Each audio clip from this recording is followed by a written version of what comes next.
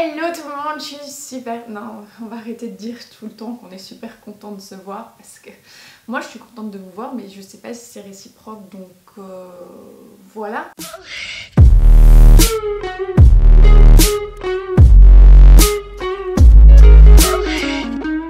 Aujourd'hui on se retrouve pour une vidéo. Je vais pas dire qui a été souvent demandé sur ma chaîne parce que ce n'est pas vrai. En tout cas sur ma chaîne YouTube ça n'a pas du tout été demandé. Par contre sur mon compte Instagram où on est un peu plus nombreux, là par contre j'ai reçu beaucoup de messages me demandant comment est-ce que je faisais pour retoucher mes photos Instagram, pour arriver à avoir une certaine harmonie sur mon feed, comment créer un feed Instagram, si j'avais des conseils, etc. Ne te prends pas la tête, tranquillou pixou, on va faire une petite vidéo là-dessus, comme ça. La vidéo sera disponible pour tout le monde, toutes les infos seront réunies ici. On va commencer sans plus attendre parce qu'il y a quand même pas mal de petites étapes à... Ok, donc là normalement vous devriez voir apparaître mon écran de téléphone juste ici. Alors mon compte Instagram, pour le moment, il est comme ceci. Je suis une personne extrêmement indécise, j'aime changer tout le temps, je change tout le temps et sur Instagram c'est exactement la même chose, donc je vais vous montrer vite fait en gros ici l'évolution un peu de mon feed Instagram. Voilà, donc ça c'est le tout début de mon compte Instagram, mon dieu. Donc déjà on voit que j'avais compris le principe où les photos doivent être harmonieuses entre elles, où il y a toujours les mêmes codes couleurs qui reviennent, et ici clairement j'utilisais toujours le même filtre Instagram qui est le filtre Aden, je sais pas comment on dit, Aden, je sais pas. Bref, c'est un des filtres que Instagram propose. Après, quand on avance un peu, on voit que là, j'en avais ras-le-bol de ce filtre Aden. Et je suis partie sur un feed beaucoup plus contrasté. Contrasté et saturé dans les rouges. Après je suis partie complètement dans les bleus comme vous pouvez le voir. Après j'ai découvert une application dont je vais parler tout à l'heure qui m'a changé la vie niveau photo Instagram. Et vous voyez que je suis partie complètement dans les blancs. Seulement je me suis vite lassée de ce blanc. Je suis revenue un peu dans les couleurs bleu-vert pour au final arriver sur le feed qui selon moi est le plus joli de mon compte Instagram, c'est celui-ci. C'est dans les contrastés mais cette fois contrasté brun. Après ce feed là je suis repartie sur des couleurs un peu plus pastel mais je trouvais ça assez fade et j'avais peur de m'ennuyer en fait avec ce feed, et on est revenu à un brun contrasté et je suis plutôt satisfaite pour le moment de ce feed là. Maintenant vous dire combien de temps je vais le garder je ne sais pas parce que j'ai déjà un autre feed en préparation et le feed que je vous prépare là pour le moment les gars, pépite, ça va être trop canon. Enfin en tout cas moi je trouve ça trop canon, j'espère que vous trouverez ça canon aussi. Bref, comme ça vous avez vu un peu l'évolution de mon compte Instagram. Je bouge beaucoup, je change beaucoup, ça fait partie de ma personnalité.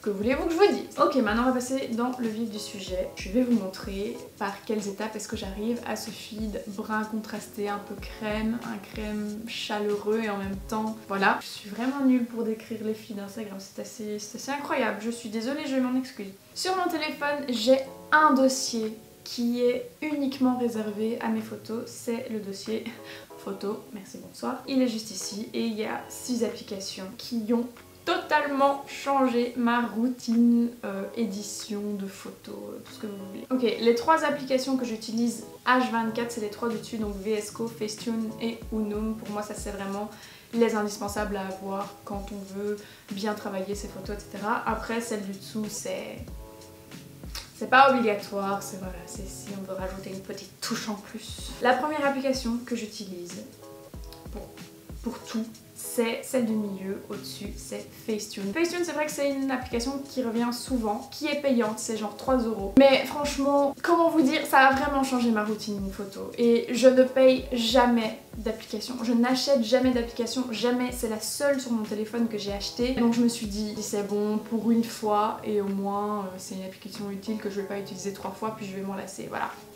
Quand on ouvre Facetune, on arrive voilà, sur un écran comme ceci avec importer une photo.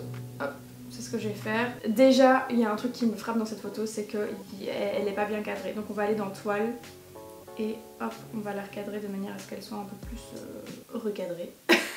On appuie sur le petit V et c'est déjà beaucoup mieux, ça va déjà beaucoup plus correct niveau des dimensions sur Instagram. Ensuite, pourquoi est-ce que j'utilise Facetune? Principalement pour rajouter du blanc sur mes photos. Je vous ai dit tout à l'heure dans un de mes feeds, le feed le plus blanc, que c'était suite à la découverte d'une application qui m'avait changé ma vie d'édition de photos. Et ben c'est Facetune, parce qu'en fait vous avez ici donc dans le petit menu une petite brosse à dents, je pense que c'est ça, avec écrit blanchir. Quand vous appuyez dessus, vous prenez votre doigt et vous allez voir la magie opère, c'est un truc de ouf. Vous frottez et magie, ça devient beaucoup plus blanc. Parce qu'en fait quand vous voyez toutes les photos des blogueuses etc. Qui ont des murs hyper blancs, qui ont des tables super blanches, vous vous dites mais putain mais elles vivent dans une maison, tout est blanc, immaculé. Sauf que non, on vous arnaque. Instagram ce n'est que de l'arnaque. Elles utilisent Facetune tout simplement. Hop, vous coloriez un peu. Ici, je pourrais aussi aller, je vais zoomer un peu pour vous montrer. Je pourrais également blanchir le plancher, je vais vous montrer, pour que tout soit vraiment blanc. Mais moi, dans mon feed Instagram, pour l'effet que je veux donner, je veux garder le brun justement pour le contraster et le saturer après, pour donner cet effet un peu crème. Donc ici, on va juste rester comme ça. Vous voyez, si vous appuyez sur le petit rond bleu en bas à droite, vous voyez la différence. C'est un truc de fou comment ça apporte déjà un côté beaucoup plus net, beaucoup plus clean, beaucoup plus classe, beaucoup plus lumineux aussi. Enfin moi cette application j'utilise principalement pour ça, blanchir tout ce que je peux blanchir. Vous avez un petit menu ici, bon moi j'utilise pas trop tout ça. Qu'est-ce que j'utilise? Ah oui, détails, ça j'utilise par exemple pour faire ressortir des détails sur ma photo, merci Manon. Donc de nouveau vous prenez votre doigt et vous allez passer là où vous voulez plus de détails. Donc ici je passe sur mon pull et du coup avant, après. C'est léger, mais ça fait toute la différence, j'ai envie de te dire. Une fois que vous avez retouché votre photo comme vous voulez, vous appuyez en haut à droite sur le petit icône de partage et vous cliquez sur enregistrer la photo. Deuxième étape maintenant qu'on va faire, c'est on va passer au filtre, à la retouche des couleurs de la photo. Pour ça, je vais prendre mon application chouchou de tous les temps, VS Code. Hop, qui est pour moi une application révolutionnaire. Les filtres qu'ils proposent sont juste trop beaux. Quand vous arrivez sur VS Code, il faut d'abord se créer un compte. Et une fois que vous avez créé votre compte, vous arrivez dans votre espace personnel où vous avez des photos, etc. Pour importer la photo qu'on vient de retoucher avec Facetune, je vais juste appuyer sur le petit plus en haut à droite. Et normalement, voilà, c'est la première ici. Hop. Je clique dessus, je l'importe. Et elle apparaît dans mon espace personnel. Pour la retoucher, rien de plus simple, je clique dessus et en bas il y a une petite croix et puis il y a deux espèces de lignes parallèles avec des petits ronds dessus, ça c'est les réglages. On clique dessus et la photo apparaît dans le mode réglage. Alors je vous montre vite fait donc la diversité des filtres, il y en a vraiment pour tous les goûts et ça c'est génial. Vous en avez jusqu'au HB2 ici et après vous avez encore des dizaines et des dizaines de filtres, mais vous voyez il y a un petit cadenas, c'est parce qu'en fait ceux-là il faut les acheter. Moi je me contente des filtres gratos, je vous dis je dépense quasiment jamais d'argent pour les applications sauf Facetune, mais il y a énormément de filtres et ils sont juste trop canons tous. Genre celui-là, le FP1, ça je pense que c'est le filtre de Caroline Receveur. Je dis ça, je dis rien. Pour mes photos, j'utilise toujours le HB2. Mais ici, je vais vous montrer, c'est un peu spécial. En fait, ce qui est génial avec VS Code, c'est que depuis peu, ils ont intégré des formules. C'est-à-dire que vous allez retoucher une photo une fois avec tous vos réglages et une fois que vous trouvez que la retouche est parfaite et que vous voulez que ce soit la même retouche pour toutes vos photos, vous pouvez enregistrer la formule que vous venez de faire et puis après, il suffira d'appuyer sur un petit bouton et la retouche que vous venez de faire va se faire automatiquement sur toutes les autres photos.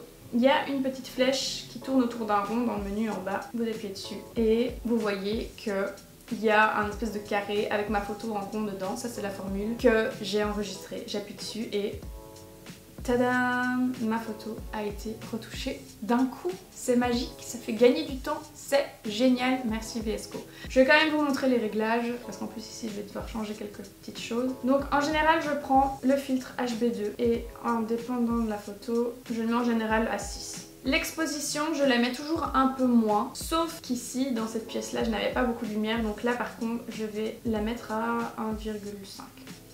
Ensuite, les contrastes. Je laisse à plus 0,6, ça je ne change pas. La teinte plus 0,1, je vais vous montrer un peu ce que ça fait. Donc ça c'est sans teinte, ça c'est avec beaucoup de teinte.